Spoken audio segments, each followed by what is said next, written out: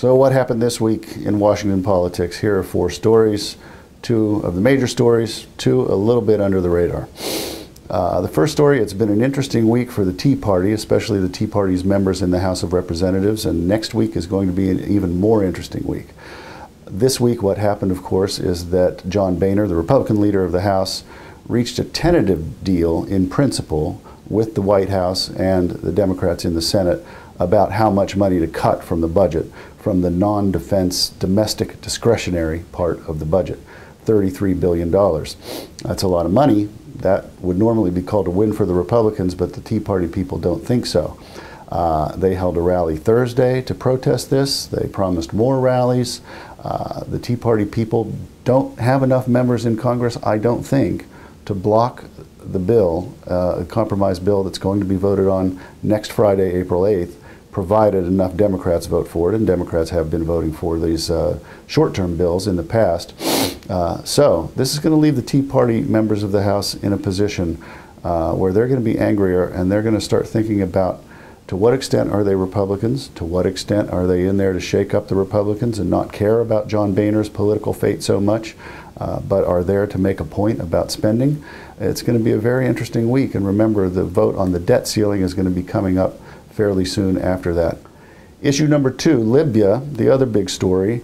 This past week will go down as the week when mission creep just started to sink into the narrative a little bit. A few things happened. Number 1, the NATO Allied Supreme Commander, a man named James Stavridis, American, head of NATO, said to senators on Tuesday that the possibility of ground troops was not completely out of the question. Now, those would be under the NATO flag, not the American flag, he emphasized. So it's not necessarily in conflict with Obama's presence not to have U.S. ground troops there. But nevertheless, it set off some alarm bells. There was also the revelation that the United States has CIA people on the ground. Not necessarily that shocking. You'd think they would be there, actually. It would be kind of a dereliction if they weren't there. But nevertheless, an interesting revelation. The third thing that happened this week was that the discussion that you may have read about whether or not the United States should arm the Libyan rebels. Now that can be done in a variety of indirect ways. Other countries whom the United States arms can in turn arm the Libyan rebels, like Saudi Arabia, for example, if they feel so inclined. But these 3 things, along with the fact of the rebels being set back by Gaddafi on the ground, all added up to a picture of, well, this thing might get a little bit more complicated than we originally thought. Issue 3. Freshman members of the House of Representatives don't make the national news very often, but they tend to when they say something like this. It's good. But 174,000, that's 3 times, that's 3 of my families. Yep. 3 times what I make. Yep. I guarantee I have more debt than all of you. With 6 kids, I still pay off my student loans. I still pay my mortgage. I drive a used minivan.